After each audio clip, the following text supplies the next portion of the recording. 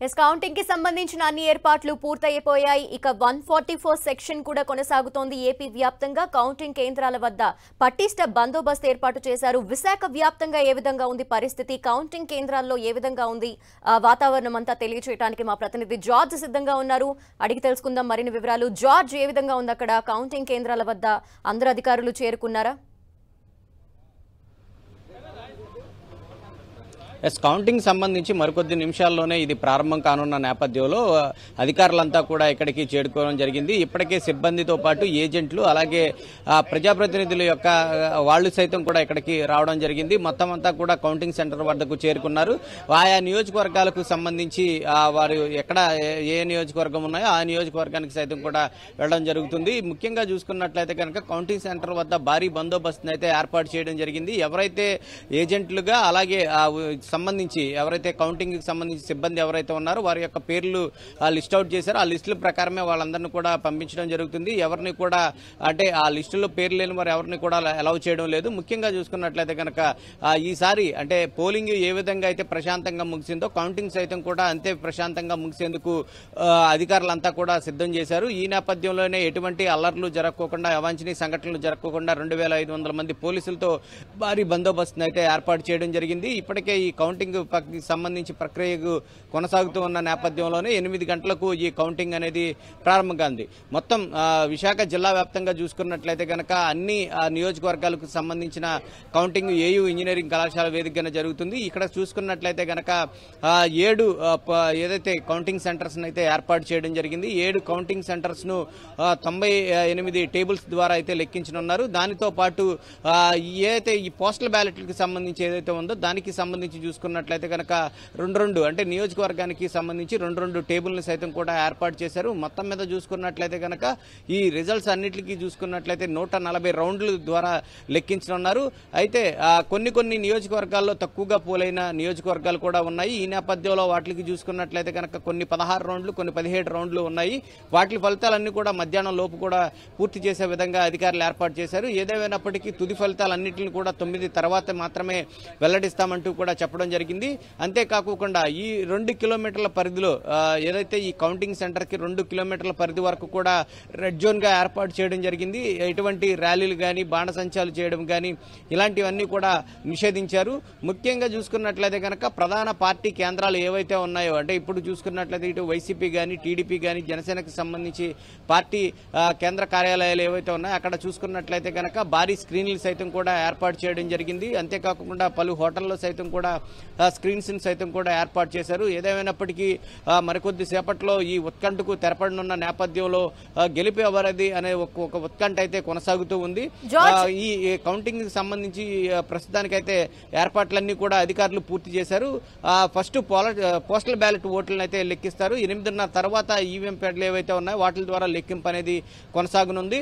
అన్ని చోట్ల కూడా అంటే పటిష్ట బందోబస్తు నడుమ ఇటు అనకాపల్లి జిల్లాకు సంబంధించి అయితేనేమి కానీ అటు అల్లూరి సీతారామరాజు జిల్లాకు సంబంధించి అయితేనేమి కానీ అన్ని చోట్ల కూడా పటిష్ట బందోబస్తును అయితే ఏర్పాటు చేయడం జరిగింది. ఎటువంటి అవాంఛనీయ సంఘటనలు చోటు చేసుకోకుండా అధికారులు అయితే ఏర్పాటు చేశారు. ముఖ్యంగా ఇటు సమస్యాత్మక ప్రాంతాల వైపు చూసుకున్నట్లయితే గనక విశాఖలో చూసుకున్నట్లయితే గనక 90 సమస్యాత్మక కేంద్రాలు, అలాగే అనకాపల్లి జిల్లాకు చూసుకున్నట్లయితే కనుక 104, అలాగే ఇటు అల్లూరు సీతారామరాజు జిల్లా చూసుకున్నట్లయితే కనుక 400 వరకు కూడా ఈ సమస్యాత్మక ప్రాంతాలు ఉన్నాయి. వీటిలన్నింటి మీద కూడా ప్రత్యేక దృష్టిని అయితే పోలీసులు పెట్టడం జరిగింది. ఎందుకంటే ఈ సమస్యాత్మక ప్రాంతాలు అల్లర్లు జరిగే అవకాశం ఉంది కాబట్టి అక్కడ అన్ని చోట్ల కూడా పోలీసులు పటిష్ట బందోబస్తుని ఏర్పాటు చేశారు. ముఖ్యంగా అల్లూరు సీతారామరాజు జిల్లాకు చూసుకున్నట్లయితే కనుక అక్కడ మావోల ప్రభావం ఎక్కువ ఉంది కాబట్టి అక్కడ సమస్యాత్మక ప్రాంతాలు సైతం కూడా అత్యధికంగానే ఉన్నాయి. అత్యంత సమస్యాత్మక ప్రాంతాలు సైతం కూడా అల్లూరు జిల్లాలో ఉన్న నేపథ్యంలో అక్కడ కూడా ఇప్పటికే పోలీసులు జల్లెడ పట్టడం జరిగింది. ప్రతి ఒక్క వాహనాన్ని సైతం కూడా తనిఖీలు చేస్తూ అక్కడ అంతా మావోయిస్టుల ప్రభావం ఉన్న నేపథ్యంలో ఎటువంటి అవాంఛనీయ సంఘటనలు చోటు చేసుకోకుండా ఉండేందుకైతే తనిఖీలు సైతం కూడా చేపట్టారు. మొత్తం మీద చూసుకున్నట్లయితే కనుక కౌంటింగ్ కు సంబంధించి అన్ని ఏర్పాట్లను అయితే ఉమ్మడి విశాఖ జిల్లాకు సంబంధించిన అధికారులంతా కూడా సిద్ధం చేశారు. అయితే నియోజకవర్గాల వారీగా చూసుకున్నట్లయితే కనుక విశాఖ జిల్లాకు సంబంధించి చూసుకున్నట్లయితే ఈ ఏదైతే పశ్చిమ నియోజకవర్గానికి సంబంధించిన ఫలితాలు ముందుగా వచ్చే అవకాశం కనిపిస్తుంది. ఆ తర్వాత దక్షిణ నియోజకవర్గం ఫలితాలు వచ్చే అవకాశం ఉంది. అనకాపల్లి జిల్లాలో మాడుగులకు సంబంధించి ఆ నియోజకవర్గం, అలాగే అల్లూరి సీతారామన్కు సంబంధించి అరకు ఈ నియోజకవర్గానికి సంబంధించిన ఫలితాలు త్వరగా వెల్లడయ్యే అవకాశం కనిపిస్తుంది. జార్జ్, ఇక కౌంటింగ్ హాల్లో ఫాలో అవ్వాల్సిన రూల్స్, అలాగే పార్టీకి సంబంధించిన అలాగే అభ్యర్థులకు సంబంధించిన ఏజెంట్లని కూడా ఎలా చేస్తారు? ఈ నేపథ్యంలో వారికి ఎటువంటి సూచనలు చేశారు? కౌంటింగ్ కు వచ్చే ఏజెంట్లు అయితేనేమి కానీ ఈ సిబ్బంది అయితేనేమి కానీ కొన్ని నియమాలు అయితే నియమించడం జరిగింది. వాళ్ళంతా కూడా ఇటు సెల్ ఫోన్లు తీసుకురావడం కానీ, స్మార్ట్ వాచెస్ కానీ ఇవన్నిటి కూడా పూర్తిగా నిషేధించారు. అంతేకాకుండా ప్రతి ఒక్కరికి కూడా బ్రీత్ అనలైజర్ చేయనున్నారు. ఎందుకంటే మద్యం సేవించి ఎవరైనా వచ్చే అవకాశం ఉన్న నేపథ్యంలో వారి సైతం కూడా బ్రీత్ అనలైజర్ ద్వారా వారి టెస్టింగ్ అనేది చేస్తూ ఉన్నారు. అంతేకాకుండా లోపలికి వచ్చిన తరువాత ఏదైతే కౌంటింగ్ సంబంధించి కౌంటింగ్ హాల్లో ఇటు ఈవీఎం ప్యాడ్లు అయితేనేమి కానీ, ఈ పోస్టల్ బ్యాలెట్లకు సంబంధించి అయితేనేమి కానీ ఆ సీలుకు సంబంధించి సరిగ్గా ఉందా లేదా అనేది ఈ ఏదైతే ఏజెంట్ల సమక్షంలో అయితేనేమి కానీ సిబ్బంది సమక్షంలో వారికి చూపించిన తరువాతే వాటిని ఓపెన్ చేయనున్నారు. అంతేకాకుండా లోపల కేవలం ఎవరైతే ఏజెంట్లు నియోజకవర్గానికి సంబంధించి చూసుకున్నట్లయితే పార్టీకి 5 చొప్పున మాత్రమే ఏజెంట్లను నియమించడం జరిగింది. ఈ నేపథ్యంలోనే 5 మించి ఎవరు కూడా లోపలికి అలౌ చేయడం లేదు. అంతేకాకుండా సిబ్బందికి సైతం కూడా కొన్ని శిక్షణ తరగతులు ఇప్పటికే నిర్వహించడం జరిగింది.